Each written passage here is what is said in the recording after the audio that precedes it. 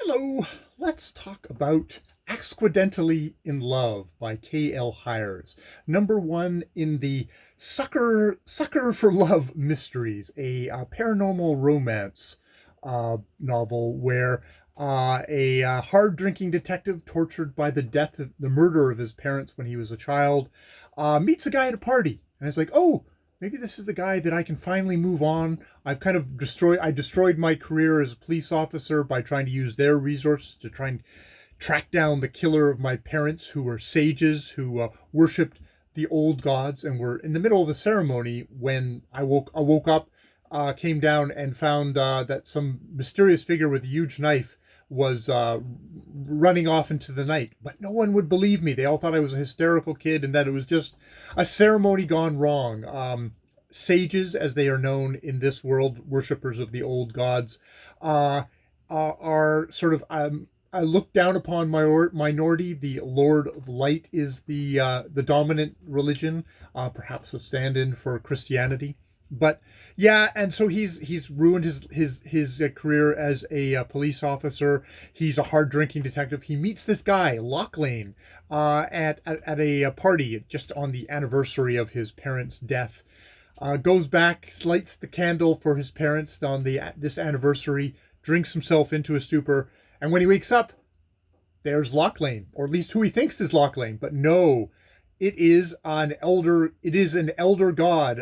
And as of what the heck is his name? Azathoth. Azathoth. We'll go with Azathoth, the lesser. A Not the most, not Azathoth, the great, the biggest of the elder gods, but like kind of a slightly lesser elder god, and says like, well, someone killed this body, one of my followers. It turns out that Lachlan was also a sage, and I came, but too late. And now I want you to solve his murder. And it's like, dun dun dun. And that is how the story begins, where, yes, Lachlan is dead, but this Azathoth, the Lesser, who takes the name of Locke, possessing the body of his fallen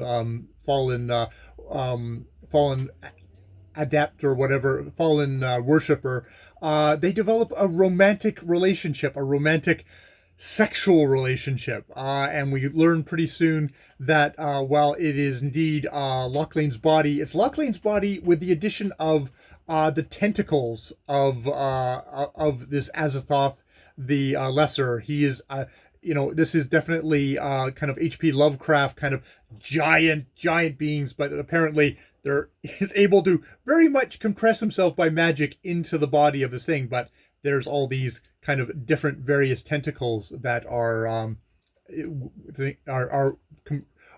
still present and have quite interesting capabilities.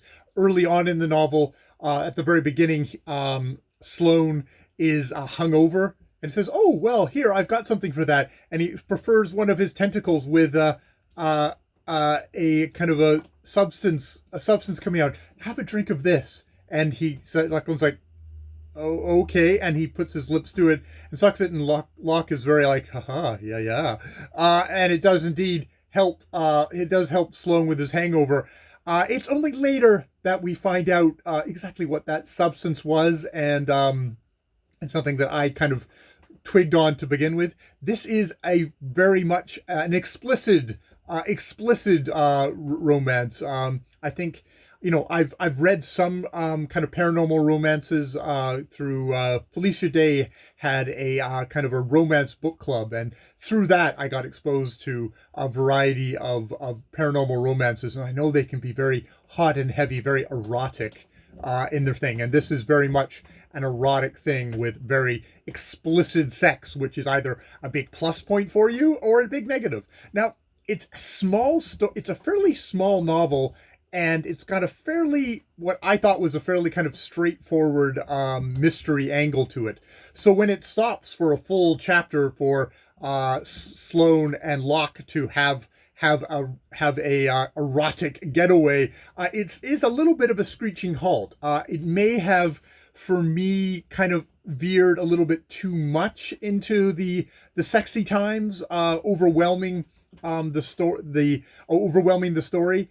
But depends on what you're coming to a book like this. You might say, "Hey, no, that's awesome. That's a perfect amount," or you might be, "Oh, I could use a little bit more story." It is fairly spelt out.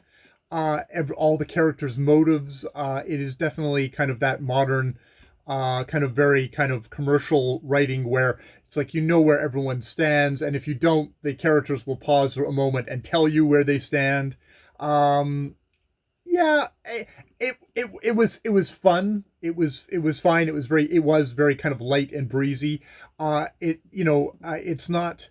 Uh, it's probably not the best example of this. It is the first in the series, so perhaps as it goes along, it will develop slightly more. This is probably more of a introductory taste, an introduction to the series. Maybe it becomes a little bit more story heavy going along, or maybe it goes, oh boy, let's get more sexy times in there. I'm not quite sure. I'm not gonna rush out to buy the next one. But I did enjoy it. I did enjoy it. I found myself doing casting in my head. For Sloane especially, of like, exactly who would play him in a kind of a my movie version in my head, which I think is a good sign. I'm not going to particularly share.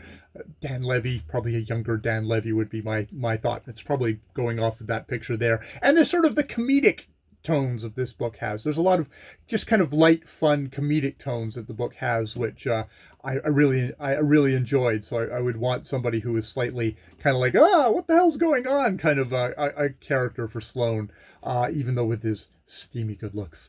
Yeah, I think that's about all I have to say about Accidentally in Love. I was recommended to this by Steve Donahue, who has a very wide taste from kind of abstruse historical nonfiction to he reads literature, but also Star Trek tie-in novels, and he goes for a good romance. And yeah, as it goes, very hot, steamy, erotic, tentacle porn kind of romance. And if you're into that thing, hey, it's fun. It's fun. All right.